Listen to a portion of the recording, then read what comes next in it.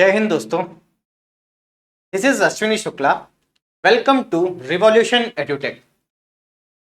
Friends, आज हम एक नई सीरीज स्टार्ट करने जा रहे हैं, that is for previous year NEET student question paper series. NEET student के लिए प्रीवियस ईयर के क्वेश्चन पेपर की सीरीज आज हम स्टार्ट करेंगे, जिसमें हम प्रीवियस ईयर के क्वेश्चन पेपर को वन बाय वन एक क्वेश्चन पेपर को डिफरेंट सेगमेंट्स में, अलग अलग सेगमेंट्स में डिस्कस करेंगे। एंड हम केवल क्वेश्चंस ही नहीं डिस्कस करेंगे, how we need to approach the question, what is the concept involve in the question, question में कौन कौन से कॉन्सेप्ट इन्वॉल्व है और हमें क्वेश्चन को कैसे अप्रोच करना है, हम पूरी बात करेंगे। We will discuss it thoroughly. So this will be beneficial for those who are going to appear in NEET exam. So let's start our journey.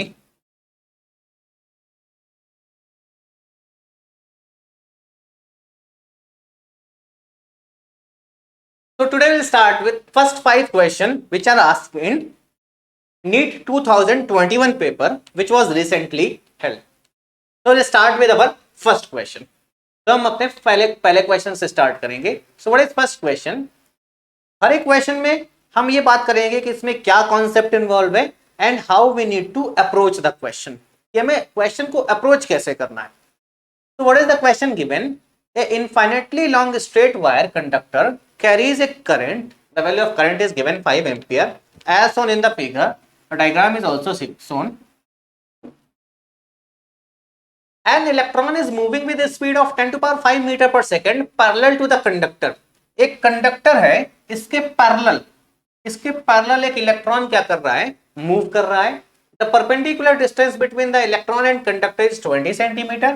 The perpendicular distance between the conductor and electron is 20 centimeter. Calculate the magnitude of the force experienced by the electron. तो आपको electron पे force निकालना है कि electron पे कितना force लग रहा होगा। तो when you read this question, you will say there are two things given, that there is a electron. एक इलेक्ट्रॉन है, I will make this diagram separately, that there is a electron which is moving with velocity v and there is a infinite current carrying conductor. ये बोला long current carrying conductor है, means the length of this current carrying conductor is very long and the distance between these 2 points is 3 centimeter, that is 20 centimeter that is given, and some I current is flowing in this conductor which is 5 ampere. और आपसे क्या पूछा गया है? You are asked the find the force experienced by this electron. तो अगर कोई charge है, if there is any charge given and there is a current carrying conductor given, so you have done, आपने ये पढ़ा होगा that if there is a current carrying conductor, अगर एक कोई current carrying conductor given है, if there is a given current carrying conductor, अगर कोई current carrying conductor है तो current carrying conductor क्या प्रोड्यूस करता है? एक मैग्नेटिक फील्ड प्रोड्यूस करता है। What is the role of a current carrying conductor? A current carrying conductor will produce a magnetic field. And the same आपको क्या पूछा गया है? एक चार्ज है जो कि मूव कर रहा है। अब अगर ये करंट कैरिंग कंडक्टर एक मैग्नेटिक फील्ड प्रोड्यूस करता है, B amount of magnetic field produce करता है, और एक मैग्नेटिक फील्ड में कोई चार्ज अगर मूव करता है, तो उस मैग्नेटिक फील्ड उस चार्ज पे क्या लगाएगी? एक फोर्स लगाएगी। तो हाउ यू रिलेट दैट? ये हमें पता है कि एक चार्ज, जो कि इलेक्ट्रॉन एक चार्ज पार्टिकल है, जो v वेलोसिटी से अगर मूव करेगा और वो मूवमेंट एक मैग्नेटिक फील्ड में है, तो मैग्नेटिक फील्ड उस इलेक्ट्रॉन पे क्या लगाएगा? फोर्स लगाएगा। So we have done that if there is a charge particle, एक कोई चार्ज पार्टिकल है जो किसी मैग्नेटिक फील्ड B में मूव कर रहा है, if there is a charge particle Q moving in a magnetic field B, अगर B मैग्नेटिक फील्ड में कोई चार्ज पार्टिकल मूव कर रहा है, तो जो मैग्नेटिक फील्ड इस पे फोर्स लगाता है, that is given by QV cross B, that is QVB sin theta. अब हमें पता है अगर इलेक्ट्रॉन की बात करें, what is theta? Theta is the angle between velocity vector and magnetic field vector. तो अगर इलेक्ट्रॉन की बात करें तो इलेक्ट्रॉन पे अगर हमें ये पता चल जाए कि इलेक्ट्रॉन किस मैग्नेटिक फील्ड में है, तो हम इस पे इलेक्ट्रॉन पे फोर्स निकाल सकते हैं। तो the force on electron can be find out E into B into sine theta. Now magnetic field अब कौन प्रोड्यूस करेगा? यहाँ पे एक करंट कैरिंग कंडक्टर है। हमें पता है करंट कैरिंग कंडक्टर क्या प्रोड्यूस करता है? मैग्नेटिक फील्ड प्रोड्यूस करता है। तो आपने ये भी फॉर्मूला पढ़ा होगा that if there is a current carrying conductor, if there is a current carrying conductor and straight current carrying conductor is given, so if this straight current carrying conductor, the extreme of this is forming an angle alpha and beta, अगर इस current carrying conductor के extreme किसी point B पे जो इस current carrying conductor से कितनी perpendicular distance पे है? डी परपेंडिकुलर डिस्टेंस पे है। तो अगर कोई point O, that this point is O, which is lying at a distance D and forming an angle alpha and beta from the extreme of this conductor, then the magnetic field at point O is given by mu naught upon 4 pi I by D into sine of alpha plus sine of beta, that is sine alpha plus sine beta. Now if the same conductor becomes infinite, अगर ये conductor infinite हो जाएगा means this point meets at infinity. इसका मतलब क्या है? ये जो पॉइंट होगा, ये जो लाइन होगी, दिस बिकम्स वर्टिकल। ये लाइन कंडक्टर के क्या हो जाएगी? पैरेलल हो जाएगी। And if this becomes parallel to the conductor, what about alpha? Alpha will be 90। Similarly ये भी एक्सट्रीम पे अगर एंड होगा तो बीटा भी 90 होगा। सो फॉर इनफाइनाइट कंडक्टर, अगर हम इनफाइनाइट या लॉन्ग कंडक्टर की बात करें, long conductor alpha and beta both becomes 90. So what is the formula comes out to be? The magnetic field comes out to be mu naught upon 4 pi into I by D into 2. So this is the formula of magnetic field due to a infinite current carrying conductor. And what is the direction? अगर हमें direction निकालना हो तो right hand thumb rule का use करेंगे। For the direction we will use the right hand thumb rule, that is keeping the direction of thumb in the direction of current. The direction of finger, if we'll roll our finger, the direction of finger will give the direction of magnetic field. तो यहाँ पे magnetic field का direction क्या होगा? The finger direction will be perpendicular to this plane. तो यहाँ magnetic field क्या होगी? Perpendicular to the plane. Now coming to our own question, ये क्या बोल रहा है? एक करंट कैरिंग कंडक्टर है। तो अगर ये करंट कैरिंग कंडक्टर है then it will produce a magnetic field at this point. ये इस पॉइंट पे क्या प्रोड्यूस करेगा? एक मैग्नेटिक फील्ड प्रोड्यूस करेगा। And what will be the direction of magnetic field? Outside the plane. Magnetic field का direction क्या होगा? Outside the plane. And what will be the magnetic field? अब हमें पता है इस इलेक्ट्रॉन की प्लेस पे एक मैग्नेटिक फील्ड प्रोड्यूस हो गई है, तो इस इलेक्ट्रॉन पे ये मैग्नेटिक फील्ड क्या लगाएगा? एक फोर्स लगाएगा given by this formula EVB sin theta. And what will be theta? Magnetic field is outside, velocity is rightward, so theta will be 90. So आप directly क्या लिख सकते हैं? That the force on electron is written as E into V into B. And what is the value of B? B can be written as mu naught upon 4 pi into I by D into 2. Write all the values. Electron पे charge कितना होगा? 1.6 into 10 to power minus 19. Velocity is given 10 to power 5. Mu naught upon 4 pi is 10 to power minus 7 into I. What is the current? 5 ampere upon D. D is given 20 centimeter.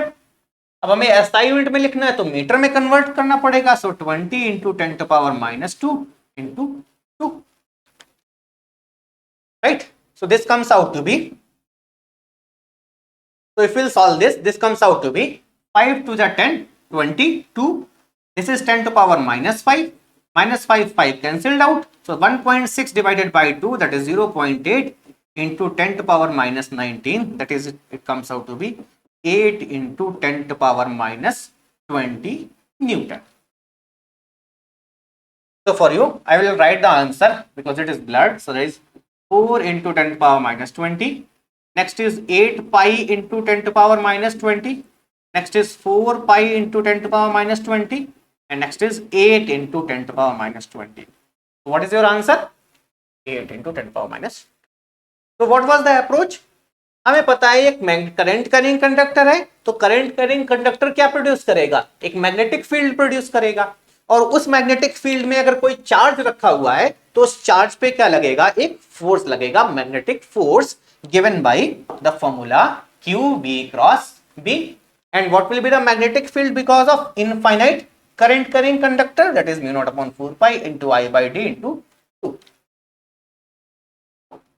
Now in the same way, moving to our next question, given a body is executing simple harmonic motion with the frequency n, कोई एक body है जो कि n frequency का एक simple harmonic motion कर रही है, आपको बताना है the frequency of its potential energy.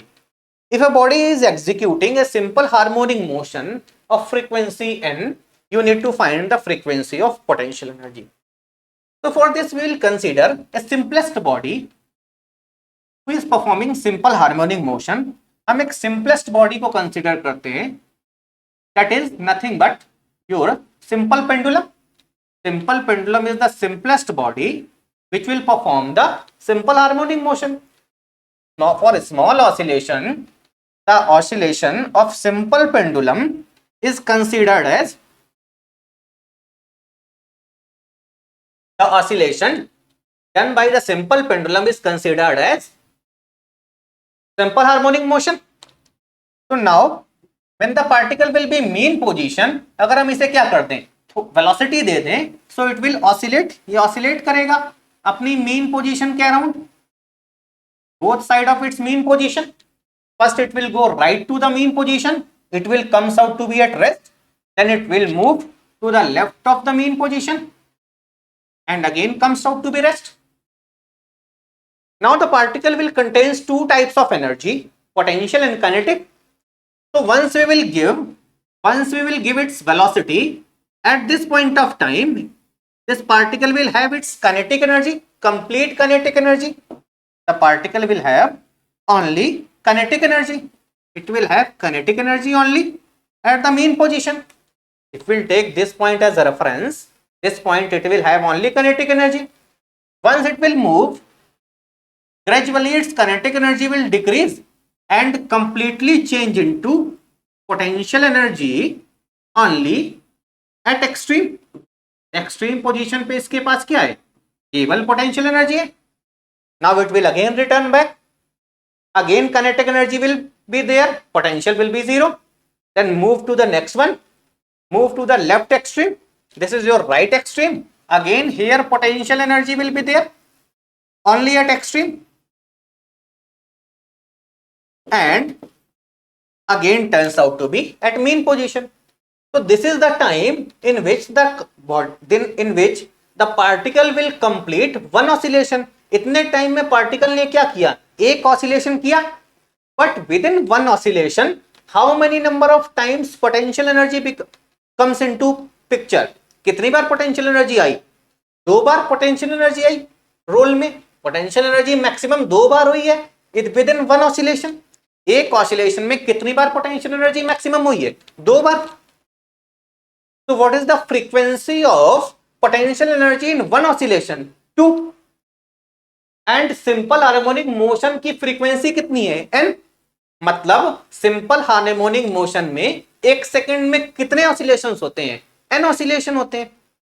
और एक ऑसिलेशन में फ्रीक्वेंसी के कितने ऑसिलेशन होते हैं? 2 ऑसिलेशन होते हैं. मतलब अगर पूछा जाए जो फ्रीक्वेंसी होगी, जो पोटेंशियल एनर्जी के ऑसिलेशन होंगे वो एक सेकंड में कितने होंगे? तो हमें पता है एक सेकंड में n ऑसिलेशन होते हैं और एक ऑसिलेशन में 2 बार फ्रीक्वेंसी मैक्सिमम होती है. So the frequency of potential energy will be twice of frequency of oscillation, because हमें पता है एक ऑसिलेशन में 2 बार फ्रीक्वेंसी मैक्सिमम हुई, तो n ऑसिलेशन में कितनी बार फ्रीक्वेंसी मैक्सिमम होगी, 2n times of frequency maximum होगी, so the frequency of the potential energy will be twice of frequency of oscillation. तो आप सीधे सीधे, दिस इज कोई करता नहीं है सॉल्व, दिस इज जनरलाइज्ड, आप याद रख सकते हैं। If you know the frequency of oscillation is, अगर आपको पता हो frequency of oscillation of body is n, अगर बॉडी के ऑसिलेशन की फ्रीक्वेंसी n है, then the frequency of oscillation, then the frequency of potential energy oblique kinetic energy of body will be twice of n। तो जो kinetic energy की और potential energy की frequency होगी वो क्या होगी, double. Moving to our next question. तो दिस इज एक जनरलाइज्ड, आपको बेसिक अगर आपको आइडिया है, you can do this question very easy, with very easy. Now comes out to be next question. It is given, so in this question what is given, that there is a radioactive nucleus, एक radioactive nucleus है X, जिसका atomic number Z है, mass number A है। This goes into 3 spontaneous decay, इसमें 3 decay होते हैं given by X, कोई initial element X है जिसका मास नंबर A है, एटॉमिक नंबर Z है, it will convert into B जिसका एटॉमिक नंबर Z-1 है, then it will convert into C जिसका एटॉमिक नंबर Z-3 है, then it will convert into D जिसका atomic number Z-2 है। तो you can से, because यहां मास नंबर के बारे में कोई इंफॉर्मेशन नहीं है, तो आपको एटॉमिक नंबर से ही बताना है, you need to find the sequence of the decay. तो आपको बताना है कि इन 3 में से जो सीक्वेंस ऑफ डिके है वो क्या होगा। तो one thing you know, you can find out the change in atomic number in all these 3 decay. तो यहाँ पे एटॉमिक नंबर कितने से डिक्रीज हुआ है, here the change in atomic number is by -1, here the change in atomic number is by -2, that is decay, decrease हुआ है। and what is the change over here, the change over here is plus। यहाँ पे atomic number 1 से कम हुआ है, यहाँ पे atomic number 2 से कम हुआ है, यहाँ एटॉमिक नंबर 1 से बढ़ा है, right. Now will see what are 3 types of decay possible. हम 3 टाइप्स ऑफ डिके की बात करेंगे, अगर वो आपको आता है then you can easily do this question. So we'll talk of 3 types of decay. So there are 3 types of decay possible. One is known as alpha decay, one is known as beta decay, another one is known as gamma decay. So 3 types of decay possible हैं. There are 3 types of decay possible. One is known as alpha decay, one is beta. Beta is having of 2 types. Beta decay is of 2 types, beta minus and beta plus decay. So we have 2 types of decay, beta minus and beta plus decay. So we will talk them one by one.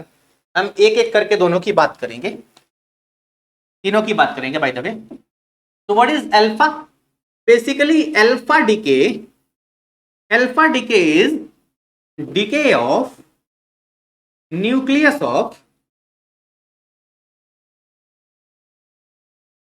helium. Helium atom के nucleus को हम क्या बोलते हैं, alpha particle बोलते हैं। तो helium के न्यूक्लियस को हम क्या बोलते हैं, अल्फा पार्टिकल बोलते हैं। And what is the nucleus of helium, helium is defined as 2He4। ये आपको पता है, कोई किसी भी एटम में this is known as atomic number, this is known as mass number. And what is mass number, mass number this is known as atomic number and this is known as mass number. तो अगर हम बात करें nucleus में, तो nucleus में क्या होगा, nucleons, that is proton plus neutron.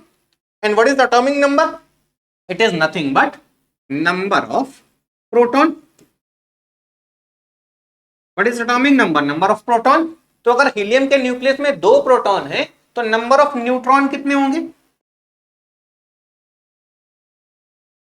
Number of neutron भी 2 होंगे। मतलब अगर किसी पार्टिकल से किसी भी एलिमेंट से ए, किसी भी एलिमेंट से एक्स मान लीजिए एक एलिमेंट जिसका मास नंबर ए है, एटॉमिक नंबर जेड है, अगर हम इससे क्या क्या हटाते हैं, इससे हम हीलियम का न्यूक्लियस हटाते हैं, इससे हम हीलियम के न्यूक्लियस को निकाल लेंगे, तो एटॉमिक नंबर में से हमने कितने प्रोटॉन निकाल लिए, 2 प्रोटॉन निकाल लिए। तो जो भी एलिमेंट मान लीजिए वाई बचेगा उसमें से कितने प्रोटॉन कम हो गए, 2 प्रोटॉन कम हो गए, 2 प्रोटॉन हमने निकाले हैं, तो इसका एटॉमिक नंबर कितना हो जाएगा, Z-2। और मास नंबर से हमने क्या निकाला है, 4 निकाले, 2 न्यूट्रॉन 2 प्रोटॉन, तो mass number will decrease bye. So we can say if there is a decay of alpha particle का अगर डिके होता है तो जो मास नंबर है, mass number will decrease bye 4 while atomic number will decrease by 2। Mass number कितने से decrease होगा, 4 से, और एटॉमिक नंबर कितने से डिक्रीज होगा, 2 से। Next we will talk of beta decay. तो beta decay is of 2 types. Beta decay 2 type का होता है, one is beta minus, another one is beta plus, right. So what is beta minus decay? So first of all we'll talk of beta minus decay. So what is beta minus decay? In beta minus decay means something negative will produce, beta minus. So what is beta minus decay? If we'll take one neutron, अगर हम एक neutron लें, in beta minus decay if we'll take one neutron, तो neutron will convert into proton। Neutron किस में convert होगा, proton में। अब अगर प्रोटॉन में न्यूट्रॉन कन्वर्ट हो गया means this is having positive charge, तो इसको बैलेंस करने के लिए, बिकॉज न्यूट्रॉन पे तो कोई चार्ज नहीं है, तो इस प्रोटॉन को बैलेंस करने के लिए क्या आएगा, एक इलेक्ट्रॉन आएगा, and there will be one energy particle that is anti neutrino. Anti neutrino. Now अब अगर बात करें, हमने एक किसी भी पार्टिकल से, किसी भी मटेरियल से हमने क्या निकाल लिया, एक न्यूट्रॉन निकाल लिया।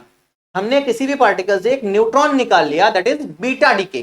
बीटा डीके किया तो वो न्यूट्रॉन किस में कन्वर्ट हो जाएगा, proton plus electron plus anti neutrino.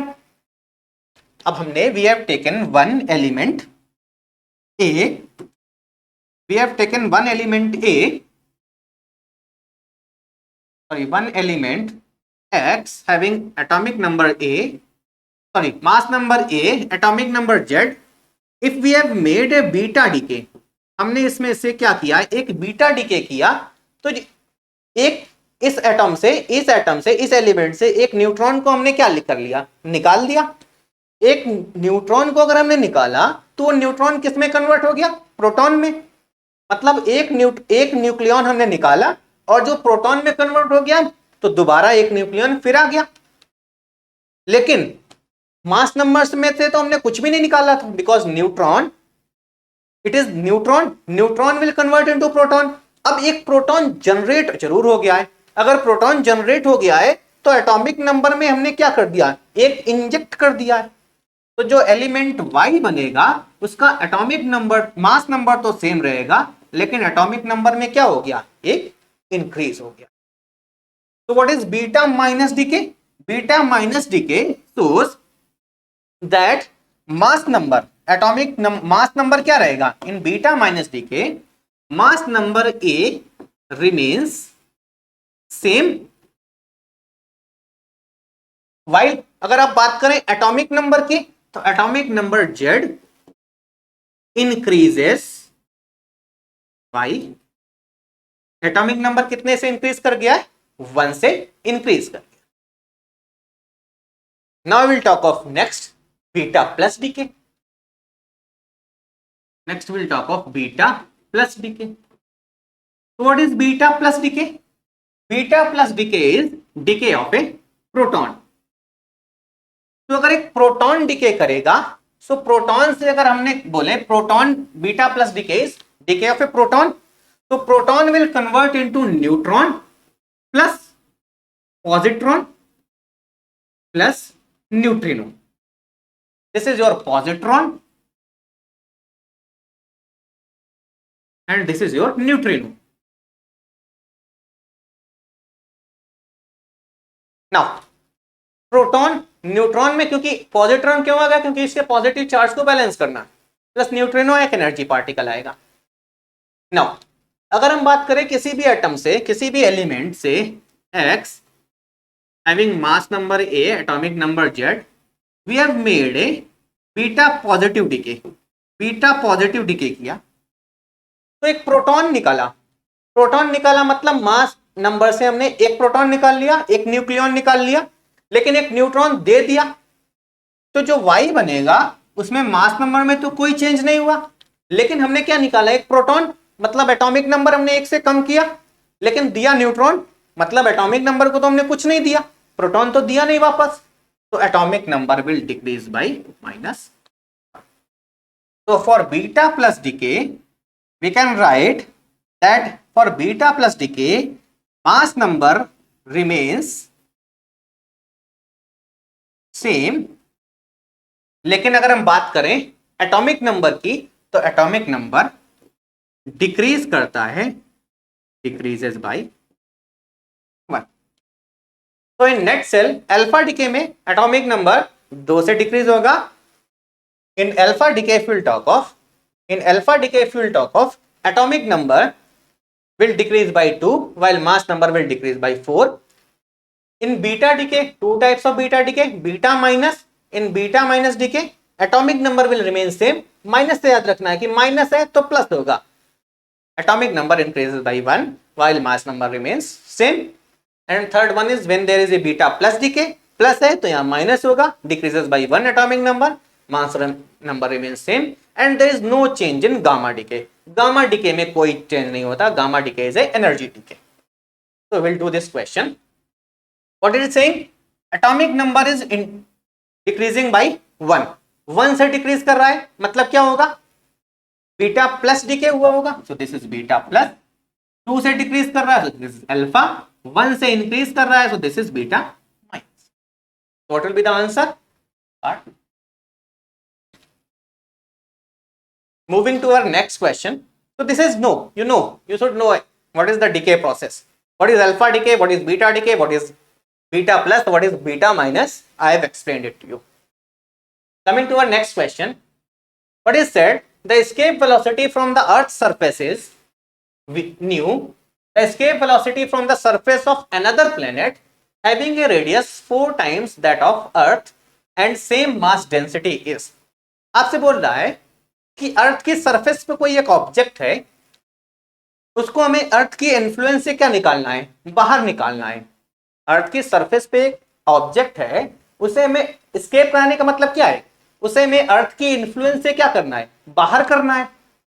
अब अगर कोई भी ऑब्जेक्ट स्टेबल है, means it will have certain sort of negative energy. कोई भी स्टेबल इंसान कब होता है, जब उसके पास एनर्जी नहीं होती है. एनर्जी मिल जाती तो क्या हो जाता है, एकदम फुल फ्लेज में मस्त. तो कोई भी particle, similarly with particle, similar particle के साथ भी है कि अगर कोई पार्टिकल रेस्ट पे कब रहेगा, जब उसके पास उसकी कुछ ना कुछ नेगेटिव पोटेंशियल एनर्जी होगी. लेकिन अगर हम उसको उतनी एनर्जी दे दें तो क्या कर जाएगा, अर्थ की फील्ड से. अब कोई भी पार्टिकल अर्थ पे क्यों है, बिकॉज अर्थ ने उसे पकड़ के रखा है.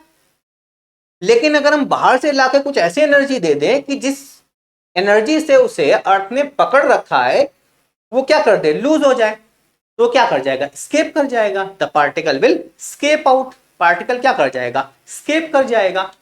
And that is defined as the escape. और जो हम एनर्जी देंगे वो हम वेलोसिटी के फॉर्म में देंगे. तो जो वेलोसिटी हम पार्टिकल को देंगे, that velocity is defined as escape velocity. चलिए we will discuss it completely. तो लेट देयर इज ए, हम अर्थ की बात कर लेते हैं. So on earth let there is a particle,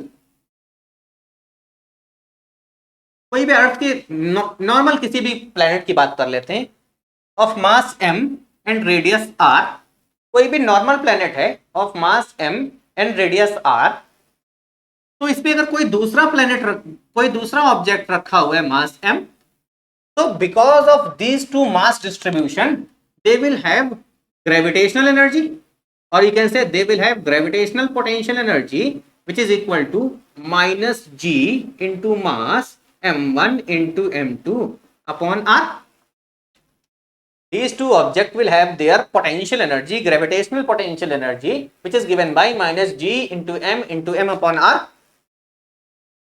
Now this is the total energy because this particle is at rest. So this is the total energy the particle will have. अभी particle अगर rest पे है तो इसके पास केवल यही energy है, लेकिन अगर इस एनर्जी को हम इस पार्टिकल को इसे पकड़ के रखा हुआ है, इस प्लैनेट ने, इस ऑब्जेक्ट ने इस मास को पकड़ के रखा हुआ है, लेकिन अगर हमें इसको छोड़ना है, इसको एस्केप कराना है, इसको बाहर निकालना है, तो जितनी एनर्जी से इसने पकड़ के रखा हुआ है इतनी एनर्जी इसको दे दें बाहर से, तो ये क्या कर जाएगा, नेट एनर्जी इसकी जीरो हो जाएगी, ये अर्थ के इन्फ्लुएंस से क्या चला जाएगा, बाहर चला जाएगा। तो जो एनर्जी देते हैं we will give the energy in the form of kinetic energy. तो अगर इस पार्टिकल को हम कुछ v वेलोसिटी दे दें, ve वेलोसिटी दे दें, मतलब हमने इस पार्टिकल को क्या दिया है, एक काइनेटिक एनर्जी दी है, वो भी कितनी, half into m into v square. अगर हम इसको इतनी एनर्जी दे दें कि टोटल एनर्जी इसकी क्या हो जाए, इन दोनों एनर्जी का जो सम है वो क्या हो जाए, जीरो हो जाए, तो पार्टिकल क्या कर जाएगा, इस अर्थ को, इस ऑब्जेक्ट को छोड़ के बाहर चला जाएगा। और बाहर अगर चला जाएगा तो जिस वेलोसिटी से हमने इसको काइनेटिक एनर्जी दी है that is defined as escape velocity. So we'll make these two energy, in the sum of these two energy would be equal to 0 for the escape velocity. So we'll write what will be the escape velocity, minus g into m upon r plus half m ve square is equal to 0. Mass can be cancelled out, so we can write that the escape velocity can be written as 2 into g into m upon r, root 2 into g into m upon. So we can say the escape velocity will depend on two things because g is a constant, 2 is also a constant. So what we can write, the escape velocity is proportional to root into g into m upon r. Escape velocity is proportional to proportional to, I'm writing g is constant, so we can write m upon r. लेकिन question में क्या दे रहा है, हमें proportionality density के form में निकालना, because density given में, क्वेश्चन में गिवन है they are having same mass density. तो हमें क्या लाना है, इस रिलेशन में को डेंसिटी के फॉर्म में लाना है। तो डेंसिटी को क्या लिख सकते हैं, mass upon volume. What we can write density, so what we can write, escape velocity on a planet is proportional to mass of planet upon radius of planet. But we can write density as mass upon volume. So from here mass can be written as volume into density. And what is density? 4 by 3 pi into r cube, because the mass will be in the form of a sphere, और sphere का volume क्या होता है, 4 by 3 pi r cube. So mass can be written as this much. So we can replace this over here. Means we can write escape velocity is proportional to, हमें पता है मास की जगह क्या लिख सकते हैं, डेंसिटी इंटू 4 by 3 पाई भी एक कांस्टेंट है, तो इसको रिप्लेस कर सकते हैं मास को rho into r cube upon r, r cancelled out, so this is r square. Means we can write escape velocity is proportional to r root. So this is the relation of escape velocity with the radius of the planet and the density. अब आपसे क्या पूछ रहा है, बोल रहा है what is the question. तो हमें मिल गया that escape velocity on any planet can be written as proportional to radius of planet into density of that planet.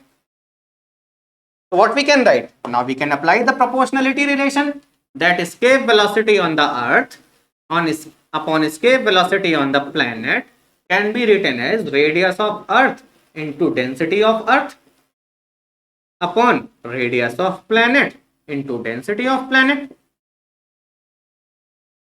What it is given, कि दोनों की डेंसिटी सेम है, तो ये तो सेम हो गया। And what is the radius relation given, that having a radius 4 times, मतलब प्लैनेट की रेडियस क्या है 4 times of radius of earth है, this will also cancelled out. So velocity of escape at planet can be written as 4 times of velocity of escape at, what will be your answer? What part will be your answer? So what we have done, we have find the escape velocity relation in terms of radius and density. तो escape velocity का relation हमने radius और density के form में निकाल लिया, nothing new in the question.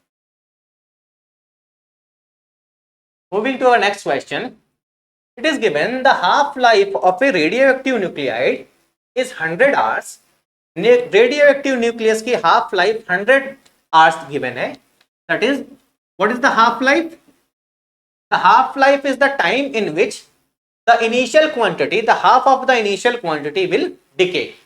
Radioactive element में half life किसको बोलते हैं, जिसमें उसका इनिशियल क्वांटिटी का 50% क्या कर जाएगा, डिके कर जाएगा। So half life is given what 100 hours, और टाइम टोटल कितना गिवन है 150 आवर, जिसमें आपको क्या बताना है, सो आपको क्या बताना है, find the fraction of original activity that will remain.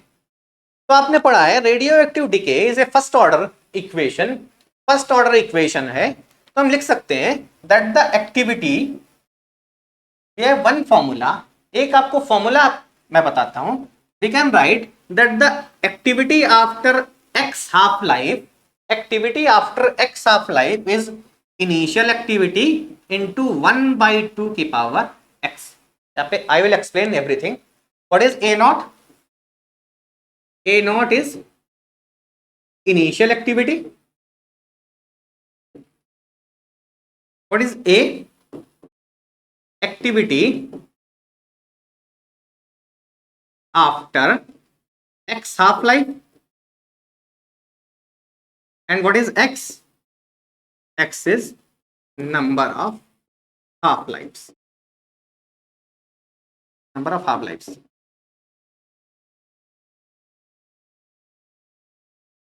तो नंबर ऑफ हाफ लाइफ आप निकाल सकते हैं, number of half life is total time upon half life time.